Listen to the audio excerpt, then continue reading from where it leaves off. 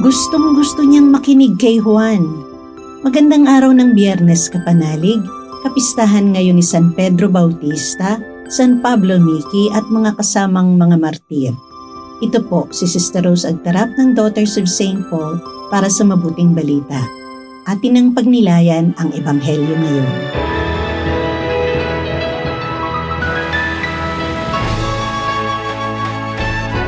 Nabalitaan ni Haring Herodes ang tungkol kay Jesus sapagkat tumanyag na ang kanyang pangalan. May nagsasabing nabuhay si Juan Bautista mula sa mga patay, kaya nagkakabisa sa kanya ang makalangit na kapangyarihan. Sinabi naman ng iba, Si Elias ito. Ito'y isang propeta, gaya ng mga ibang propeta noon. Oo nga.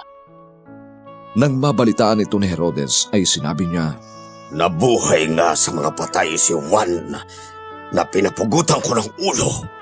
si Herodes ang nagpahuli kay Juan at ipinakadena ito sa kulungan dahil kay Herodias na asawa ng kanyang kapatid na si Felipe. Pinakasalan ni Herodes si Herodias at sinabi ni Juan kay Herodes, Hindi ka pwedeng pumisan sa asawa ng iyong kapatid. Talagang matindi ang galit ni Herodias kay Juan at gusto niya itong patayin pero hindi niya magawa.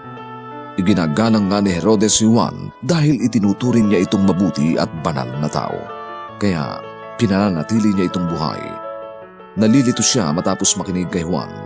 Ngayon may gusto pa rin niya itong marinig. At nagkaroon ng pagkakataon sa kaarawan ni Herodes nang maghanda siya para sa kanyang mga opisyal, mga pinuno ng hukbo at mahahalagang tao ng Galilea. Pagpasok ng anak ni Herodias, nagsayaw ito at nasiyahan naman sa kanya si Herodes at lahat ng nasa handaan. Sinabi ng hari sa dalagita, Ibibigay ko sa iyo ang anumang hingin mo. at sinumpaan pa niya ang pangakong ito. Ibibigay ko sa iyo ang anumang hingin mo. Kahit na ang kalahati ng aking kaharian. Lumabas ang anak at tinanong ang kanyang ina. Ano ang hihingin ko? Ang ulo ni Juan Bautista. Agad niyang pinuntahan ang hari at sinabi, Gusto kong ibigay mo agad sa akin ang ulo ni Juan Bautista sa isang bandeha. Nasaktan ang hari dahil sa sinumpaan niyang pangako sa harap ng mga bisita. Ngunit ayaw niyang tumanggi. Kaya iniutos ng hari sa isa niyang gwardya na dalhin ang ulo ni Juan. Pinugutan nito si Juan sa kulungan. Inilagay sa isang bandeha ang kanyang ulo. Ibinigay naman ito ng dalagita sa kanyang ina. Nang mabalitaan ito ng mga alagad ni Juan, dumating sila para kunin ang kanyang katawan at inilibing.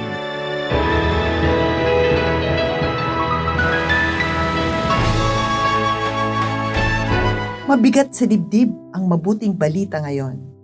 Ganito pinapatahimik ang katotohanan kapag mas pinipili ang sariling interes kesa sa konsensya. Hindi namatay si Juan Bautista dahil masama siyang tao, kundi dahil nagsasabi siya ng totoo. At ang duwag na si Herodes, bagamat kinikilala niyang banal at matuwid si Juan, walang lakas ng loob na sundin ang tama. Sa totoo lang po, kapanalig, may bakas din ng mga katangian ni Herodes ang ating sarili. Minsan, wala tayong lakas ng loob na sundin ang tama. Minsan, hindi natin kayang manindigan sa katotohanan. Sino po kaya ang makaka-relate dito? Alam natin kung ano ang tama, kung ano ang dapat gawin, pero minsan, mas pinipili natin ang katahimikan kesa sa katotohanan. Siyempre, ang magandang image kesa sa prinsipyo. Ang palakpakan tayo kesa boses ng ating konsensya. Natutuwa tayong makinig sa salita ng Diyos pero nababagabag tayo kapag hinihingi na nitong pagbago tayo. Hindi lang ang pagpatay kay Juan Bautista ang trahedya ni Herodes, kundi ang pagkatalo ng kanyang konsensya. Isang maling desisyon ang sinundan pa ng isa. Maling relasyon, maling pangako, maling takot sa sasabihin ng iba. Hanggang sa wala na siyang ibang magawa, kundi ipahamak ang isang taong alam niyang inosente. nanatiling tapat si Juan Bautista kahit nasa bilangguan. Mas pinili niyang mamatay kaysa ikompromiso ang katotohanan. Naging tapat siya sa Diyos.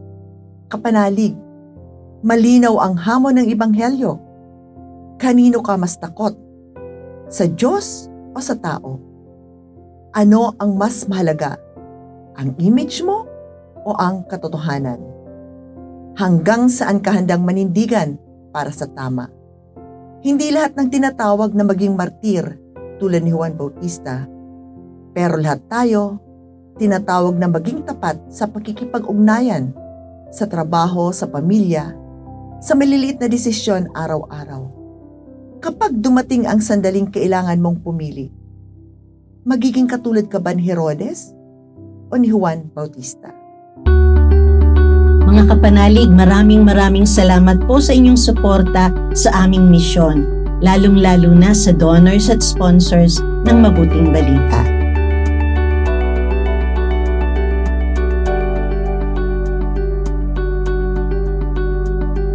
Subscribe, like, share, and follow po lines sa aming social media accounts. Patuloy po kaming humihingi ng inyong love offerings at donasyon upang maipagpatuloy namin ang programang ito at iba pang mga proyekto sa pagpapalaganap ng mabuting balita. Maaari niyo pong ipadala ito sa aming donations channels. Ipadala rin po ninyo ang inyong mga intensyon at kahilingan at nang maisama namin kayo sa aming panalangin araw-araw. Ito pong muli si Sister Rose na nag-aanyaya sa inyong manalangin. O mapagkalingang Birhen ng Lourdes, dumudulog kaming dumaranas ng mga karamdaman sa iyo, sapagkat ikaw ang taga-aliw ng mga nagdadalamhati at kalusugan ng mga may sakit. Lubos kaming nagtitiwala sa iyo. Taglay ang maalab na pananampalataya at pamimintuho, buong kababaang loob kaming sumasamo sa iyo para sa mga kapatid naming may karamdaman. Ilayo mo sila sa panganib at ibangon sa banig ng karamdaman upang sila'y makabalik sa paglilingkod sa iyong anak na nabubuhay at nagahari magpakailanman. Amen. Mahal na Birhen ng Lourdes, ipanalangin mo kami.